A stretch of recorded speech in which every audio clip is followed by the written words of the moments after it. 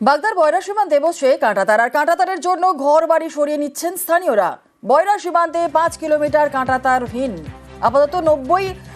আপাতত 900 মিটার কাঁটাতারের কাজ শুরু হবে।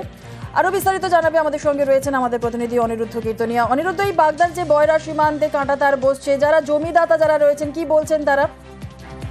দেখো চুরিলা, একদমই উত্তর 24 পরগনার এই যে বাগদার বয়রা গ্রাম পঞ্চায়েত এলাকার যে সীমান্ত এলাকা রয়েছে বাংলাদেশের সঙ্গে, প্রায় দীর্ঘ 5 কিলোমিটার এই সীমান্তে কাঁটাতার ছিল না। এতদিন এই কাঁটাতার না থাকার কারণে বিভিন্ন সময় সমস্যার সম্মুখীন হতে হয়েছে বর্ডার সুরক্ষা বাহিনী অর্থাৎ বিএসএফ বা পুলিশকে। কারণ এই কাঁটাতারবিহীন এলাকাতেই স্মাগলাররা, যারা চোরাকারবারি, তারা কিন্তু টার্গেট করে থাকতো এবং সেই কারণেই দীর্ঘদিন ধরে বিএসএফ এর তরফ থেকে তৎপরতার সঙ্গে এই কাঁটাতার দেওয়ার ব্যবস্থা করবার জন্য এলাকায় জমি অধিগ্রহণের কাজ চলছিল।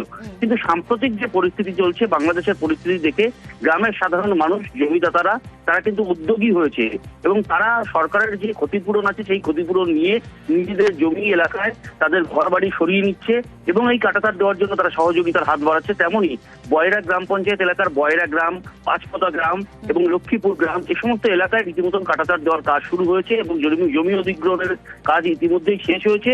সেই কাঁটাতার দেওয়ায় খুশি তারা। গ্রামের বাসিন্দারা বলছেন দেশের সুরক্ষার স্বার্থে তারা এই কাঁটাতার দিচ্ছে এবং কাঁটাতার দেওয়ার কাজকে স্বাগত জানিয়েছে এবং এই কাঁটাতার দেওয়া হয়ে গেলে তারা অনেকটা সুরক্ষিতভাবে থাকবে বলেও মনে করছেন গ্রামের বাসিন্দারা। অন্যদিকে কিন্তু স্থানীয় তৃণমূল কংগ্রেস বা বিজেপির পক্ষ থেকেও কিন্তু এই কাঁটাতার দেওয়ার প্রসঙ্গে তারা খুশি। তাদের ধন্যবাদ অনিরুদ্ধ। হ্যাঁ, আমার বাড়ি জমি দুটোই তার কাটার আন্ডারে পড়েছে। সে শর্তে আমরা টাকা পেয়ে গেছি, আমরা সরিয়ে নিয়েছি, এখন কাজ চলছে। আমরা খুব সন্তুষ্ট। তার কাটা হয়ে যাক, আমাদের ইন্ডিয়ার সুরক্ষিত থাকুক, বাইরের রাষ্ট্র যাতে আমাদের কোনো ক্ষতি না করতে পারে, তার জন্য আমরা গ্রামের লোকও খুব সচেষ্ট।